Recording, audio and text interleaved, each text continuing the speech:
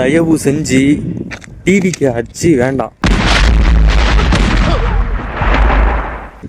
DMK ADMK இந்த 2 ஆட்சி போதும். ஏன்னா ஒரு படம் பார்க்க முடியல, ஒரு ஐபிஎல் மேட்ச் பார்க்க முடியல, ஃபுல்லாவே நியூஸ் தான் பார்த்துட்டு இருக்கேன் நான். சட்டசபைனா எங்களுக்கு என்னன்னு கூட தெரியாதியா, உன்னால சட்டசபையெல்லாம் உட்காந்து பார்த்துட்டு இருக்கேன் நான். கோவப்பட மாட்டீங்கன்னு தெரியும், உங்களை கோவப்படுத்துற மாதிரி எந்த செயலையும் நாங்கள் செய்ய மாட்டோம். இப்படியே போனால் பொலிட்டிக்ஸில் இன்ட்ரெஸ்ட் வந்து அப்புறம் நாங்களும் பாலிடிக்ஸுக்கு தான் வரணும். அப்புறம் இத்தனை நாள் வாழ்ந்துக்கிட்டு இருந்த கட்சிக்காரங்க அரசியல்வாதிகள் என்ன பண்ணுவாங்க? நீ மெட்ராஸ் வந்தீங்கன்னா உனக்கு பெரிய எதிர்காலம் இருக்கு. உங்களுக்கு எனக்கு நீ டவுட் தான்ப்பா, டவுட் தான்.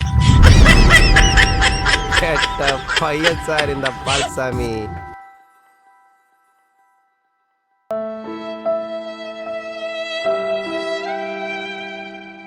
என்ன கோட்டச்சாமி? ஒண்ணும் இல்லையா? ஒண்ணும் இல்லையா? எனக்கு என்னன்னா இந்த குயில் பாட்டு இருக்கு பாருங்க, குயில் கதை. குயிலாலையும் அங்க இருக்கிற டெல்லியில இருக்கிற கதைனாலதான் இவ்வளவு நடந்தது. ராகுல் காந்தி அவர்கள் தேசிய தலைவர்களோட பேசியிருக்கார் தமிழ்நாடு இதை பத்தி. அப்ப என்ன ஆகுதுன்னா இங்க ஒண்டி இல்லை, இது டிசைன். அதாவது ஓட்டு போத்த மக்கள் கிட்ட போய் கேட்டீங்கன்னா எனக்கு ஒண்ணுமே புரியலங்க, என்னங்க நடக்குதுன்னு வாங்க. உங்களுக்கு எல்லாம் ஒரே குழப்பமா இருக்குல்ல? ஆமா.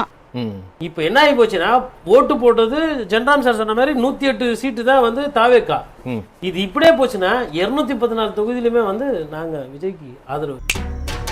இந்த ஏரியா, அந்த ஏரியா, அந்த இடம், இந்த இடம் எங்கேயுமே எனக்கு பயம் கிடையாதுடா. ஏன்னா ஆல் ஏரியாவிலையும் ஐயா கில்லிடா. அதாவது 2 பேர் கொடுக்க மாட்டாங்க. ஒன்று கடைசியாக நிற்க போகிறது உதயநிதி ஸ்டாலின், இன்னொன்று எடப்பாடி பழனிசாமி.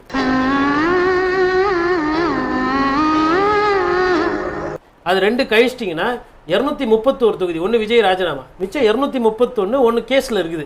230 தொகுதியிலுமே தாவேக்காக ஆதரவு தான். அதுதான் இப்போ ட்ரெண்டு. அட கன்றாவிய, எப்படி இந்த மனுஷன் எப்படி ஆயிட்டாரு பாத்தியா?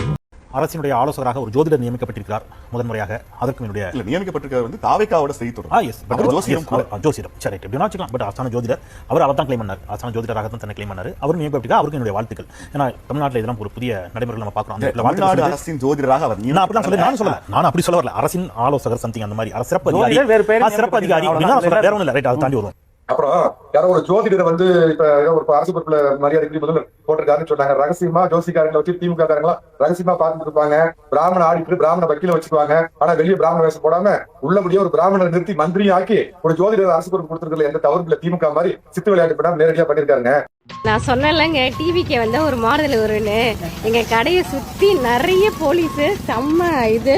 இன்னைக்குதான் ரொம்ப சந்தோஷமா இருக்கு. எங்களால எங்க குடும்பம் நடத்த முடியல, அந்த அளவுக்கு ரொம்ப இதா இருந்துச்சு.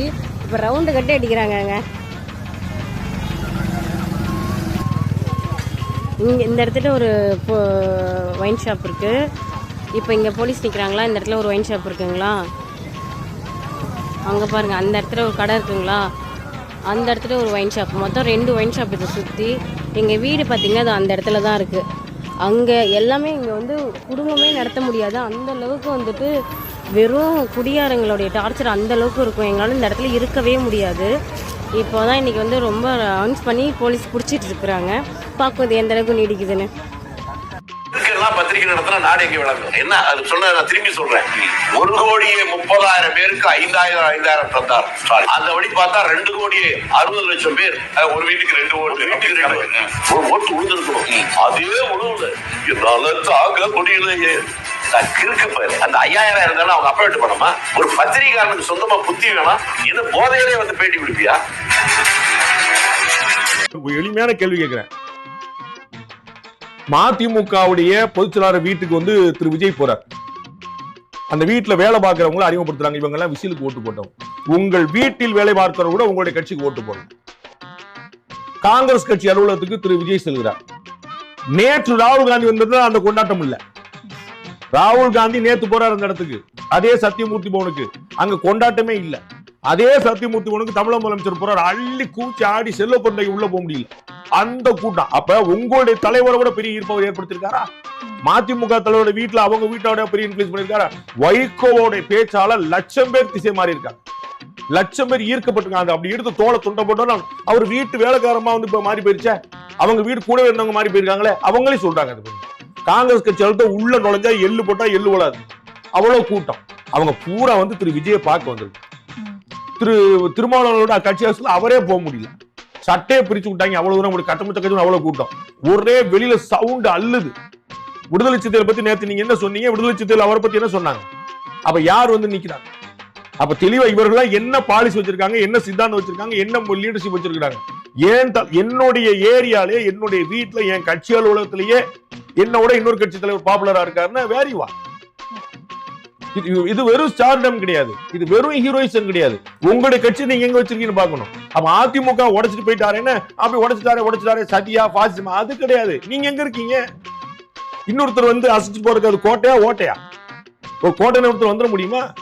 அப்ப உள்ள வந்து ஒருத்தர் சாதாரண ஆட்டி விட்டு போறாருன்னா அவர் தான் கிங். அதுல என்ன குழப்பம்? பாஜக அதிமுக கொடுத்துருக்கிற தாவேக்கா கொடுத்துருக்கிற ஃப்ரீ ஹிட் தான். ஆனா அது யாரு கோல் அப்படிங்கறத மட்டும் நம்ம பொறுத்து இருந்து பார்ப்போம். இல்ல என்னன்னா, நம்ம முன்னாடி இருந்தே பேசுற மாதிரி நான் கேட்டது அதான் பதில் வந்துருச்சு. சிவி சண்முகம் இதெல்லாம் வருது. என்னன்னா இன்னைக்கு வந்து ஓகே நடக்கிறது என்ன அப்படின்னா, ஒரு தரப்பு தாவேக்காவுக்கு ஆதரவு தர போறாங்க, அந்த தரப்பு பாஜக அப்படின்றது என்னன்னா, இதுக்கு முன்னாடி திமுக அதிமுக எல்லாம் பேசப்பட்டது. அவங்க வரப்ப மட்டும் அது பாஜகவா இருக்காதா அப்படின்ற கேள்வி. இப்ப சிவி சண்முகம் கூட்டணியில இல்ல அப்படின்னு சொல்றப்போ, ஆதரவு அப்படின்ற நிலைப்பாடு எடுக்கிறப்போ அங்க வந்து பாஜக என்னன்னா கூட்டணியில இருந்து வெளியேறினா விசிகா இன்னும் கம்யூனிஸ்ட் காங்கிரஸ் எல்லாரையுமே ஒரு தரப்பு பாஜகவா தான் அணுகும் அப்படின்னு சொன்னவர்கிட்ட நான் இதுக்கு மேல கேள்வி கேட்க முடியாது. யாரு வந்தாலும் அது பாஜகவா தான் இருக்கும். இப்படியே சொல்லித்தான் ஒரு உறுப்பினருக்கு கொண்டு வந்து நிப்பாட்டி இருக்கீங்க. இன்னும் பேசுங்க. அடுத்த முறை தாவேக்கா இன்னும் தீவிரமாக களம் கண்டு அந்த ஒரு உறுப்பினருக்கும் என்னன்றது சொல்லிடுவாங்க அப்படின்றதா. ஒட்டுமொத்தமாக இங்க யாருக்கு ஆதரவாக வந்தாலும் இப்போ அமைஞ்சிருக்கிற தாவேக்காவினுடைய அரசு மேல தொடர்ந்து சொல்லப்பட்டது எங்க தோழமை கட்சிகளுடைய ஆதரவோட இந்த கூட்டணி இந்த அரசு அப்படின்றது. இப்போ அந்த பக்கம் இருந்து ஆதரவு வந்துருச்சு அப்படின்னா என்னன்னா அது அவங்க சொல்லவும் முடியாது, கிளைம் பண்ணவும் முடியாது. நாங்கள் இல்லாமல் நடக்கக்கூடிய எங்கள் ஆட்சி அப்படின்லாம் சொல்லிக்க முடியாது அப்படின்றதுல இருந்து நகர்ந்து, அதாவது அவங்க நிலையான ஆட்சியும் கொடுத்துடக்கூடாது, இந்த தயவுலையே எப்ப விழுகும்னே ஆண்டுகிட்டு இருக்கணும். இதுல நாமளும் குத்தம் சொல்லிக்கிட்டே இருக்கணும். இந்த குத்தம் சொல்றதையும் உத்து பாக்குறதையும் கடந்த 5 வருஷத்துல பண்ணியிருந்தாலே அந்த தரப்பு எதிர்கட்சியா இன்னைக்கு வந்து உட்கார வேண்டிய நிலைமையே வந்திருக்காது. ஆனா இங்க எல்லாத்தையும் சொல்ல வேண்டியது, குற்றம் சாட்ட வேண்டியது, ஒன்னொன்னுக்கும் குற்றம் சாட்ட வேண்டியது.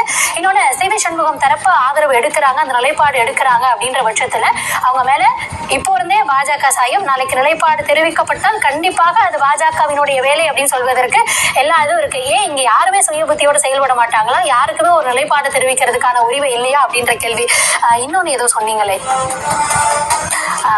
சாரி நான் மறந்துட்டேன். ரொம்ப முக்கியமான ஒன்று, ஒரு தனி மனிதனுடைய உறவுகள்ல இல்ல உரையாடல்கள்ல குற்றம் சொல்றது, குறை சொல்றதுங்கிறது புரிதலும், ஆட்சி மீதான விமர்சனங்களை குறை சொல்றது, இது குறை சொல்றது. அந்த விமர்சனங்களை நீங்க இப்போ சென்ற முறை வைக்கலையே, பண்ணலையே. எல்லாத்துக்குள்ள வந்து நின்று எல்லாத்துக்கும் நீங்களா பதில் சொல்றீங்க.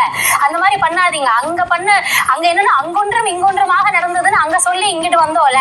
ஆனா இங்க வரப்ப மட்டும் அதை வந்து உடனே பூதாகரமாக்கணும். அதாவது இது நடக்காமையே போயிருமா, இதெல்லாம் நின்றுமா அப்படின்றப்ப அதுல ஒரு வன்மம் வெளிப்படுதுல.